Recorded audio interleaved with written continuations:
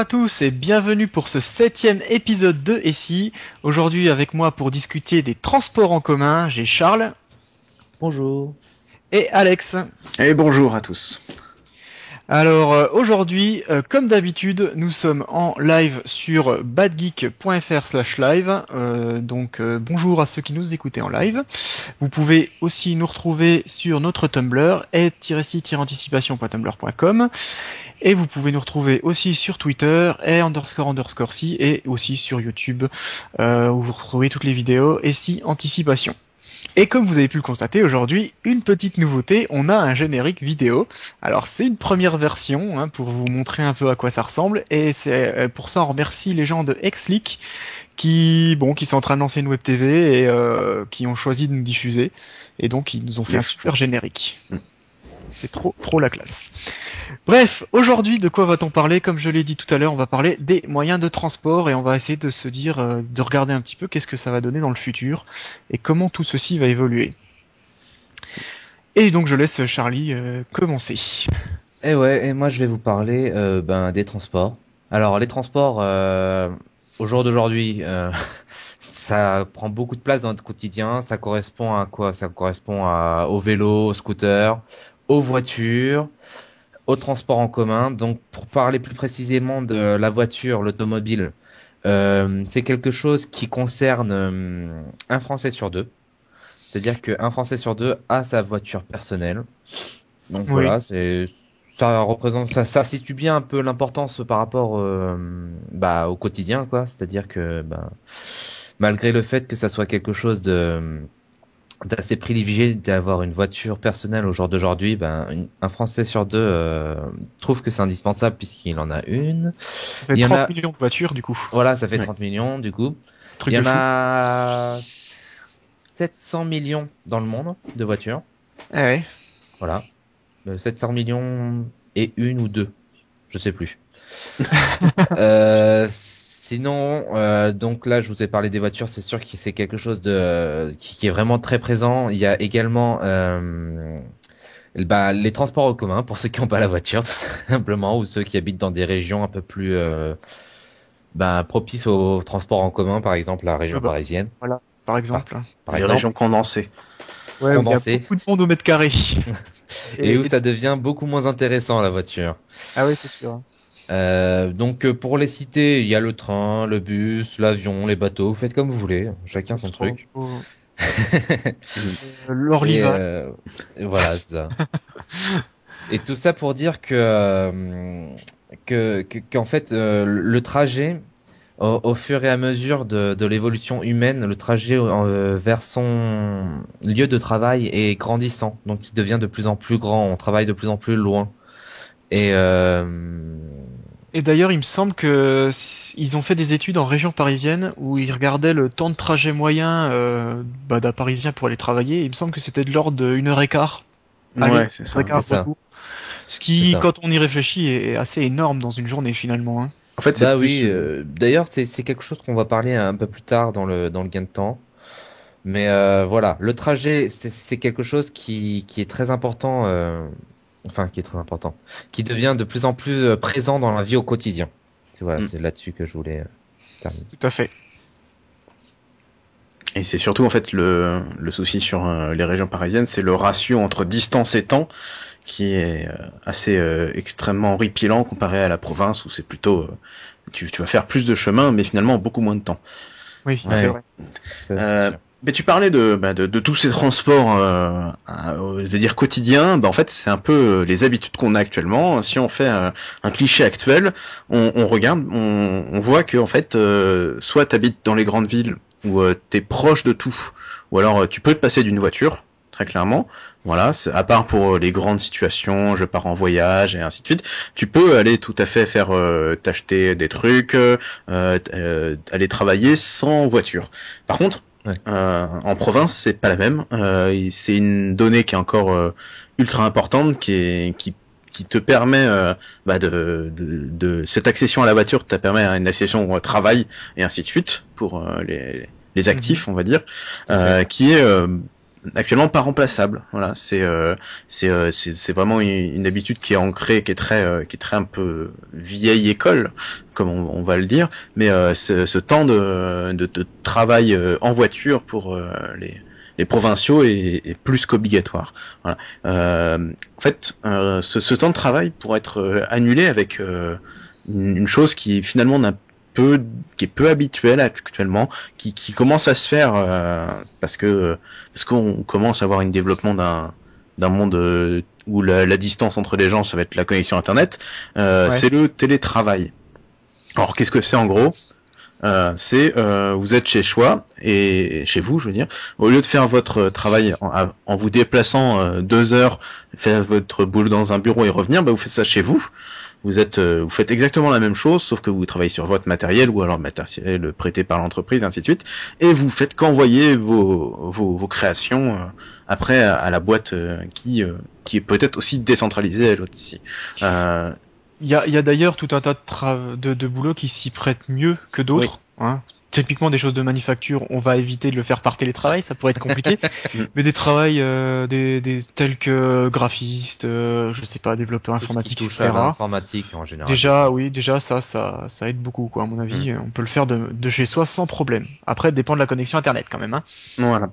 Et aussi, ce qui pour le moment rebute pas mal d'entreprises, c'est le fait que si j'embauche quelqu'un en télétravail, est-ce qu'il va vraiment travailler? Oui. C'est ça aussi extrêmement le souci, c'est que on va parler en France, mais il y a un regard du N+1 qui dit est-ce que toi tu as travaillé tes 7 heures durant ta journée, oui ou non? Voilà. Oui, travailler, être derrière ton ordinateur pour être précis. Hein. Je fais beaucoup. Ouais. Donc, oui, c'est complètement vrai. Mais malgré tout, c'est une problématique qu'il va falloir résoudre rapidement, puisque on le sait depuis un certain nombre d'années, on a un appauvrissement assez flagrant des ressources énergétiques, enfin des ressources en règle générale, mais surtout des ressources énergétiques. Je pense notamment aux énergies fossiles, qui servent quand même à nous bouger les voitures. Enfin, mis à part quelques voitures électriques qui commencent à 80% actuellement. Oui, voilà. Et puis même d'ailleurs l'électricité est produite pour une partie à base d'énergie fossile aussi, et donc en tout cas d'énergie qui vont s'appauvrir, c'est-à-dire d'énergie non renouvelable. Voilà. Oui, des énergies qui ont popé sur la planète et qu'au final on les utilise, mais elles repopent pas aussi facilement. Pas assez vite, voilà. On les consomme plus vite qu'elles n'apparaissent, voilà, exactement. Gros problème. Et ça va être un très très gros problème, on le sait enfin c'est dur d'estimer dans combien de temps, mais enfin on peut se dire que dans 20 ou 30 ans, ça sera vraiment un problème, et à mon avis, et c'est même sûr, il va falloir qu'on change les choses à ce niveau-là. Et puis il y a aussi un deuxième problème, Charlie. Oui, la problématique, c'est tout simplement le temps du trajet. Le temps du trajet. Alors, pour soulever un peu cette problématique, il faut savoir que le temps de trajet d'un Français est entre 30 minutes et 1 heure. Donc, 30 minutes et 1 heure pour aller le matin à son travail. Alors ça, c'est le niveau 1, un peu d'agacement, tu vois.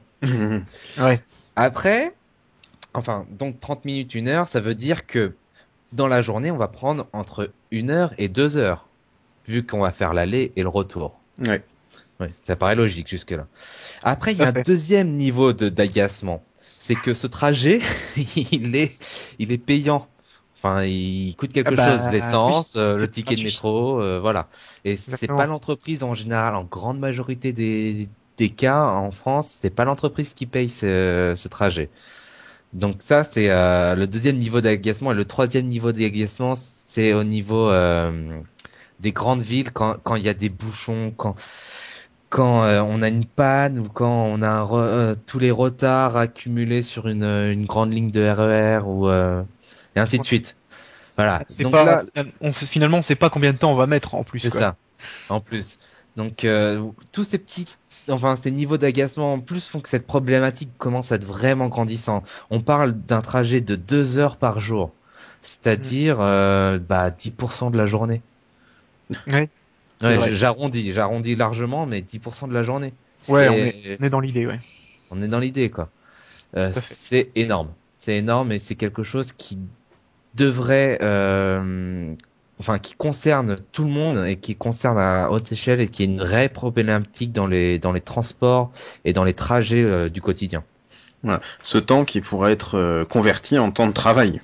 tout Tout bêtement. à fait. Ou en Par temps de exemple. loisir, hein. Oui, aussi, oui. Ou en temps de dormir pour ceux qui dorment pas. Ouais, il y a moyen de l'utiliser autrement. Oui. Je pense que ouais. Donc En- tout ça nous amène à se poser la question de savoir comment tout ceci va évoluer. Bah oui, c'est qu'on va essayer de voir un peu plus loin. Alors j'avais commencé à évoquer le télétravail. C'est quelque chose qui finalement, pour donner une petite un peu un point de vue personnel, moi c'est tout simplement des intempéries qui ont fait que ma boîte a choisi de nous mettre certains en télétravail. Il neigeait, restez chez vous, faites le boulot, envoyez tout ça par mail. Et petit à petit, ça a fait que au bout d'un an, je me suis retrouvé à faire 50% de mon boulot chez moi, simplement parce que dès que les gens ont compris que ça marchait, c'est ouvert. Cependant, est-ce que c'est vraiment une ultra nécessaire actuellement pour les boulots qui n'ont pas besoin de toucher de la matière, d'être en contact avec les gens, de travailler sur une zone précise? Est-ce qu'on pourrait pas mettre en place, par exemple, des pôles d'activité, des espèces de grosses zones de travail uniquement dédiées proches de chez soi, où tout le monde travaille parce que de toute façon il est connecté à Internet par mail avec tous ses compères, travailler de chez lui pour gagner tout ce temps-là. Au final, travailler autant. Ouais. Est-ce que ce serait pas Ouais, et puis ça combat un problème du télétravail qui est de l'isolement en quelque sorte. C'est toujours bien de pouvoir être avec ses collègues, discuter, tout ça. Bah là, c'est peut-être pas des collègues de la même boîte, mais c'est quand même des gens. Mm. C'est vrai que ça. Est-ce que finalement on pourrait pas remplacer tout ce qui était réunion par toutes les nouvelles technologies qui permettent de rapprocher les hommes? On parle beaucoup de ces liaisons à la voix, tout ce qui est VoIP, Skype et compagnie, pour parler directement avec les gens, pas se sortir le téléphone. Les visioconférences qui commencent à grossir énormément, qui se font de boîte à boîte beaucoup.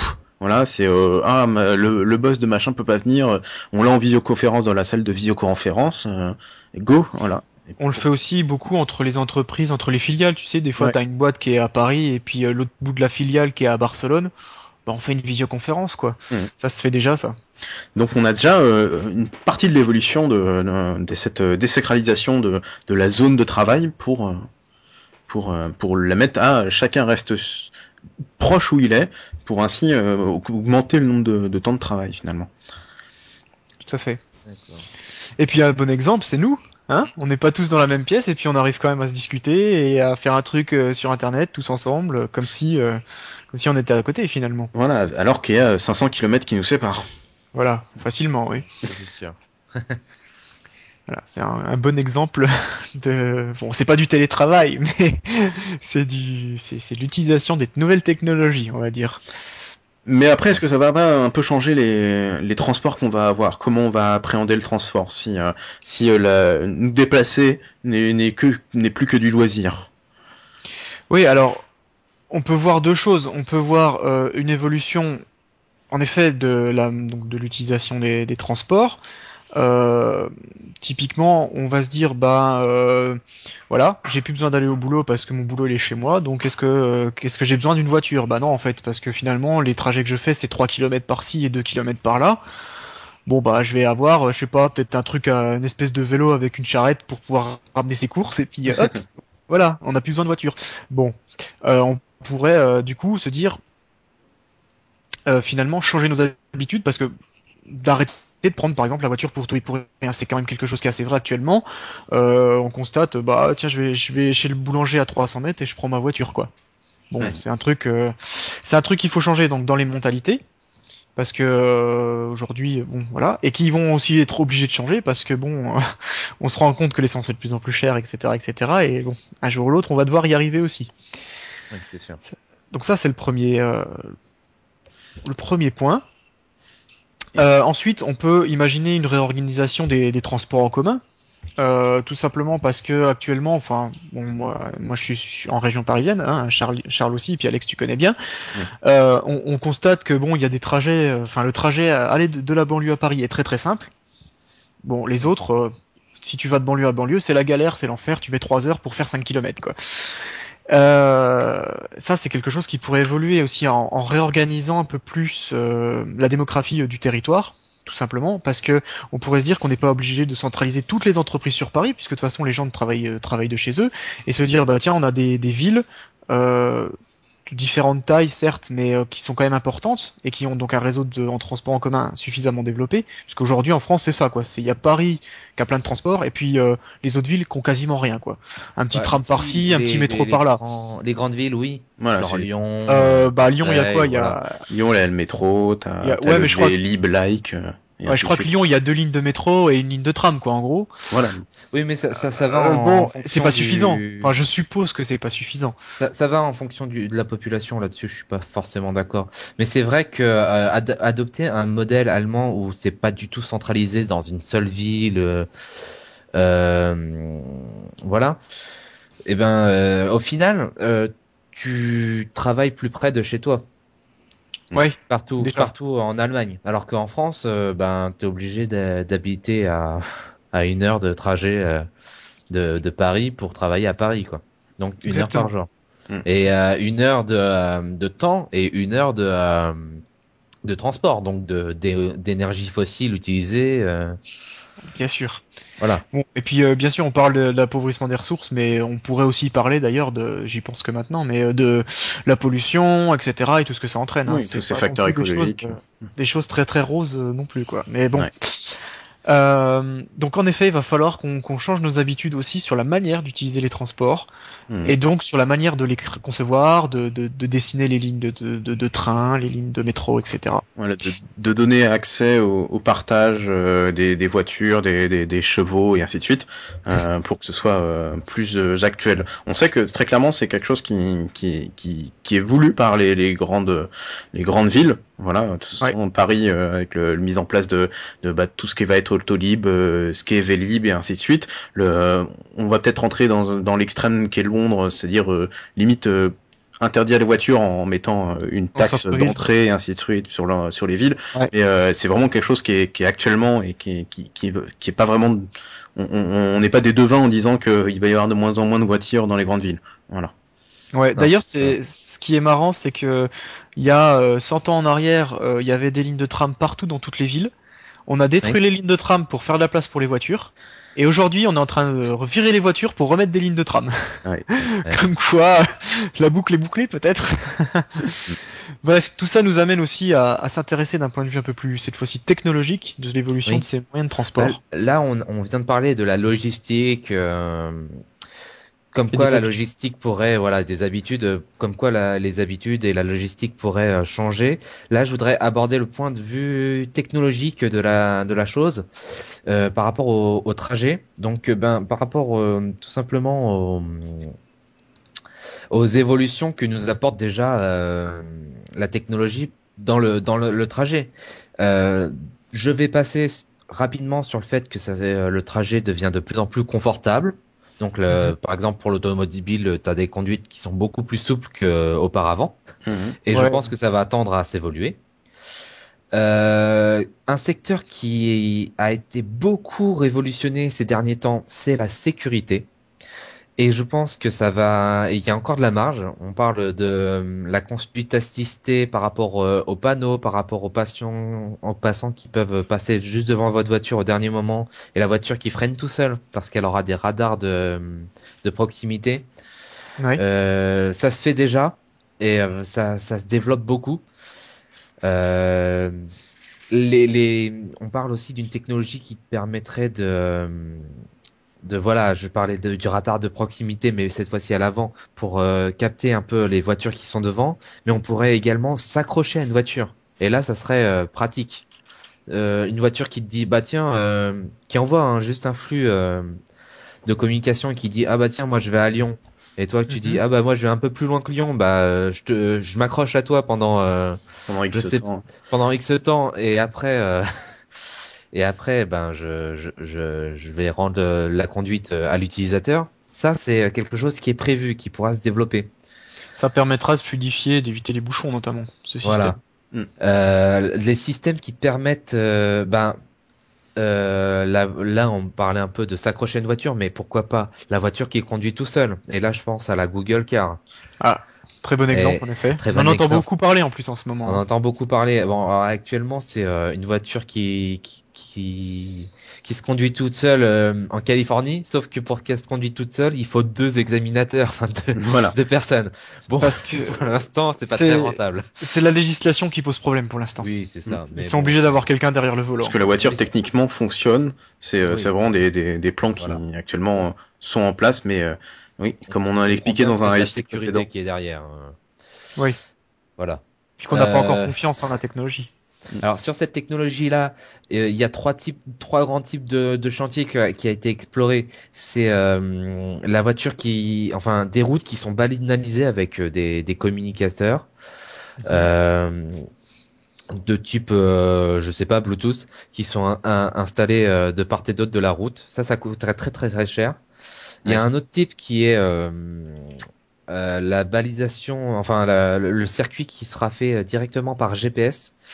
Ça pose un problème déjà de précision parce que la technologie GPS est bridée par l'armée. Tout à fait. Qui, On a une à précision. 1 mètre près, donc bon, bah 1 mètre, ça te sépare d'un fossé quand même. Ou d'une autre Ouais. voiture. Et ça pose un autre problème, c'est que toutes les voitures devraient être mises sur cette même technologie pour fonctionner. Mhm. Et il y a un troisième type de technologie qui est tout simplement des caméras, des capteurs. Je pense que c'est par là que de toute façon on se dirige vers l'avenir.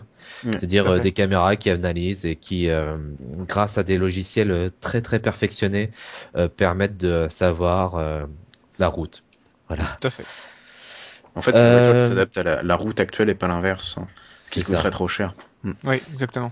Alors ça, c'est pour la part d'innovation qu'il y a dans la voiture telle quelle. Mais par rapport à la problématique des énergies fossiles, on a des innovations qui sont de l'ordre source d'énergie. Oui. Alors là, on a l'électrique. Donc ça, c'est une innovation à demi-teinte parce que c'est quelque chose qui remplace l'énergie fossile par l'énergie électrique. Mais l'énergie électrique, est-ce qu'elle sera produite totalement vert ou au nucléaire ou au charbon? Enfin, vous voyez que Oui, il faut bien si la ça- produire l'électricité. Voilà. quoi. Voilà, c'est ça. S'il y a de l'électricité nucléaire ou de l'électricité charbon, ça fait que déplacer un peu le problème. Exactement. On a autre chose, on a les biocarburants. Alors, juste sur l'électricité, on parle du full électrique, mais il existe aussi Des moteurs un peu hybrides. les moteurs hybrides qui sont qui ont l'avantage d'avoir un meilleur rendement que les moteurs normaux. C'est-à-dire que les moteurs normaux, à chaque fois qu'on freine, on perd de l'énergie. Alors que dans les moteurs hybrides, eh ben justement, toute cette énergie, elle est gagnée. Donc, ça améliore le rendement. Mais ça, on va en parler plus tard. Ouais. On a les biocarburants. Alors, les biocarburants, deux choses. Soit les micro-algues qui peuvent remplacer le pétrole d'aujourd'hui. Ça serait génial. Mm. Euh, soit on a on a des masses rocheuses qui sont pas totalement transformées en pétrole et il serait possible de prolonger les moteurs à pétrole en, en accélérant la pression et la chaleur sur ces roches-là pour qu'elles se transforment en pétrole. Donc, c'est-à-dire qu'on prend un carburant qui n'est pas du pétrole, on le transforme d'abord en pétrole pour le transformer en quelque chose, en essence ensuite. D'accord. Donc ça, c'est une possibilité. Donc, voilà. Et Ok. sinon, sur les énergies vertes qui peuvent être attribuées aux moyens de locomotion, il y a plus grand-chose, quoi. On peut imaginer des voitures qui fonctionnent au solaire. Ouais, oui. pour l'instant, c'est pas terrible. Hein. C'est pas terrible.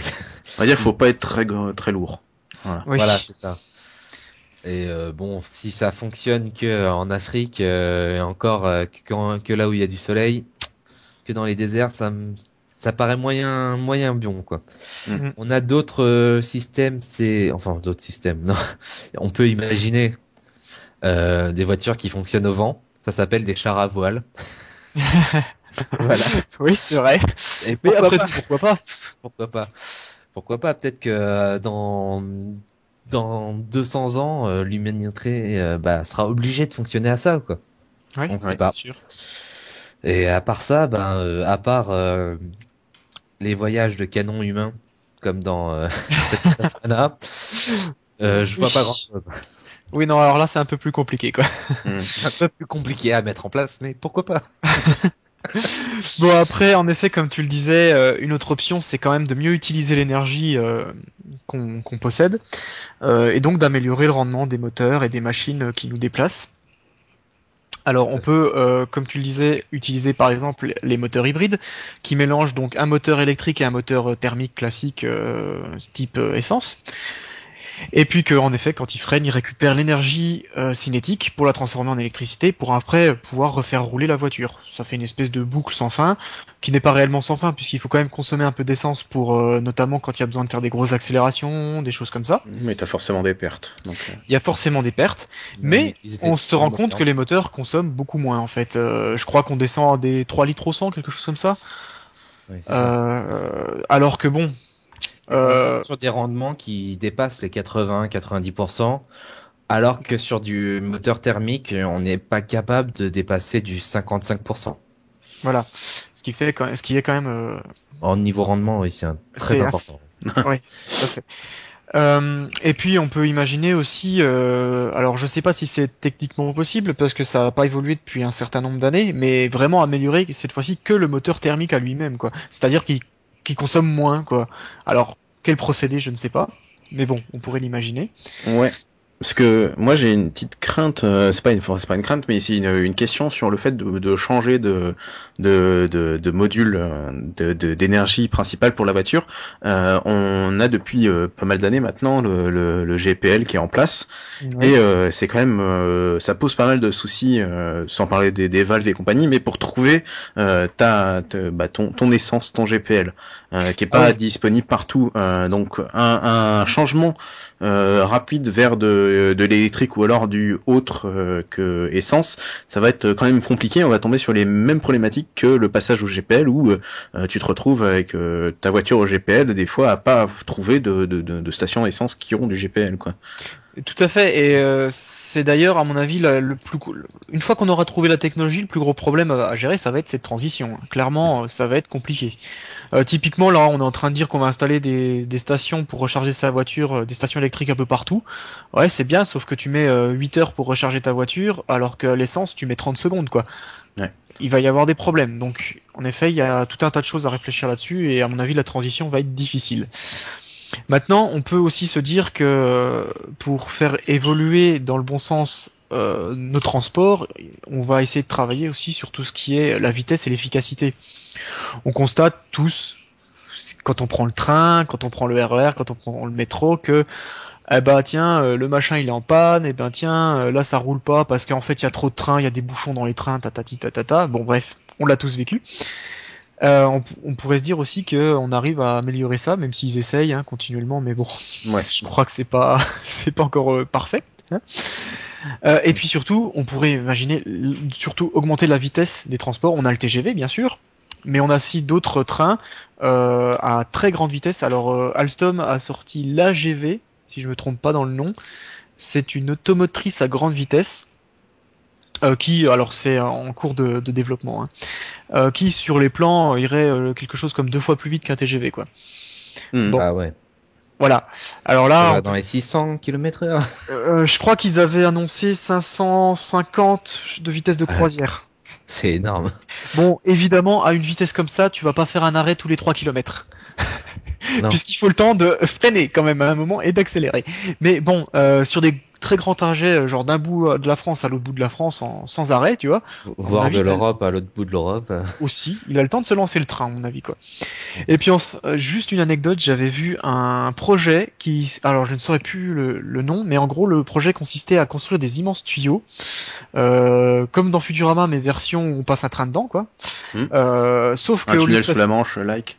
Ouais, sauf qu'au lieu que ça soit des rails, c'est en fait de l'air comprimé. Non, attends. Non, c'est pas de l'air comprimé, c'est électromagnétique. Et en gros, avec un système, alors c'est un truc, ça sera, si ça marche un jour, c'est dans 100 ans. C'est un système qui te propulse une capsule avec des gens dedans, donc je sais pas combien, 20 personnes dedans par exemple, et ça te la propulse à des centaines, voire même des milliers de kilomètres heure, Et d'après eux, les personnes à l'intérieur ressentent pas les effets parce qu'il y a des stabilisateurs inertiels, les trucs qu'on voit dans les films. Ah oui. Bon, l'idée est intéressante. Si ça marche un jour, on sera content, à mon avis. Ah oui, tu te manges quand même léger, hein, donc si ça va vite. Oui, je sais pas comment ils vont faire pour pas que tu te prennes léger, mais bon, parce que c'est en gros, ça accélère en quelques dizaines de secondes et ça freine en quelques dizaines de secondes, quoi. Donc il y a un moment, tu vas te les prendre dans la face léger. C'est un ultra méga Shikansen, quoi. Je sais pas, mais en tout cas, bon, ça avait l'air rigolo comme projet. Et du coup, la masse à propulser, à faire voyager serait peut-être plus légère. Je sais pas. Oh, j'en sais rien par du tout. rapport à une locomotive. Oui, non, mais ça joue là-dessus, hein. Ça joue sur l'économie des frottements et tout ça. Voilà, mais ça. alors, quoi. Ouais. Dans le détail, ils ont pas expliqué parce que c'est un concept, quoi. C'était même pas un projet en cours de développement, c'était un concept, quoi. Voilà. Enfin bon, c'était pour l'anecdote. Ok. Bah là, on a commencé un peu à voir à plus de bien des années devant nous, et Ouais, tout à fait. et allons encore plus loin en fait. Qu'est-ce que on pense va nous amener le futur au niveau des transports, voilà, très clairement. Il y a la grande question qu'on va toucher forcément, c'est le transport immatériel, j'aimerais bien dire, des données dans un premier temps, aller plus vite qu'une fibre optique. Est-ce qu'on peut, est-ce que ça va être utilisé? Parce que aller plus vite que la lumière, c'est quand même rapide, voilà. Ouais, ouais, alors là, tu rentres dans les théories de la relativité restreinte. Est-ce qu'on peut aller plus vite que la lumière? Est-ce qu'on peut pas? Bon, là, on sait même pas si c'est possible qu'on puisse aller plus vite que la lumière, finalement.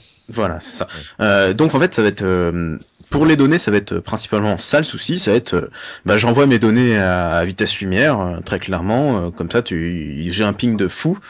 Comment je vais faire ça? Comment je vais mettre en place tous ces câbles? Il y a déjà les câbles actuellement qui sont mis en place à travers tous les océans. Ça va pas être plus dur à faire, c'est juste faut bien gérer la technologie, mais pour ça je pense que ça va se faire forcément. Il sera beaucoup plus simple d'envoyer des données parce que c'est que des données binaires, hein, voilà, sauf qu'elles vont très vite. L'autre étape c'est en version très SF, c'est envoyer des gens à la vitesse de la lumière d'un endroit A à un endroit B. Alors sous quelle version? Alors dans une capsule propulsée, ou alors désintégrée puis réintégrée. À la Star Trek, on te crée un double de toi en fait, et on te tue. En fait, très clairement, le déplacement actuel d'une personne simplement en augmentant la puissance des propulseurs, c'est envisageable. On voit que, comme avec ton exemple, on a plein de façons de faire déplacer les gens, les mettant avec des aimants et ainsi de suite. Dans tous les cas, c'est la personne qui va bouger très vite. Est-ce que la plupart du temps, comme il va y avoir une accélération, elle va supporter à un moment, peut-être pas super bien supporter une très grande vitesse, mais de toute façon elle peut. Mais c'est ce fait que comment faire pour faire de l'instantané entre un point A et un point B. Moi très clairement je pense que tout ce qu'on voit, tout ce qui est les portes des étoiles, les téléportations, c'est pas réalisable. C'est l'imaginaire collectif de penser qu'on peut désintégrer quelqu'un pour le réintégrer à côté, mais parce qu'on a une très bonne machine. Pour moi, je vois pas ça dans le futur. Je vois une façon de déplacer les gens très vite, mais pas de les désintégrer. Après, on sait pas, hein. Je pense que t'aurais dit à un mec du Moyen-Âge qu'on allait mettre des images dans une boîte et puis regarder la télévision, il t'aurait regardé de travers, bon. Là, on sait pas après tout, hein. C'est le principe de l'émission, donc. On anticipe. Moi, je pense que la téléportation et tout, un jour, on y arrivera. Mais, à mon avis, ça sera dans 300, 400 ans, peut-être. En étant optimiste, hein. Ah, tu vois, c'est pas pour tout de suite, quoi. Moi, ça me pose un problème parce que si on me tue et qu'on me recrée plus loin, je me considérais que je serais une copie de quelqu'un qu'on a tué plus loin, quoi. Oui, cette version-là, c'est vrai qu'elle est pas cool. Après, la version de vraiment transférer les molécules ou je sais pas quoi, bon, je sais pas. Après, comme tu l'as évoqué, quand on parle de vitesse extrême, on parle aussi de comportement du temps qui va avec. Oui. On sait que c'est deux choses qui sont liées et que un certain Einstein a dit que si on allait très vite, on pourrait même reculer dans le temps ou alors se figer. Figer le temps, oui. Ouais, Tout à fait. se dire que je vais rester dans cette seconde 3 secondes.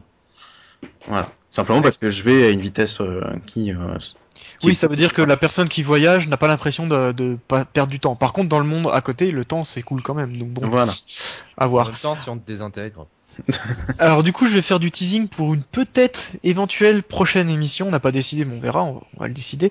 On parlait de Stargate et tout ça, et il est possible qu'on fasse une petite émission pour s'intéresser aux différents moyens de transport, mais cette fois-ci spatiaux. Donc on verra.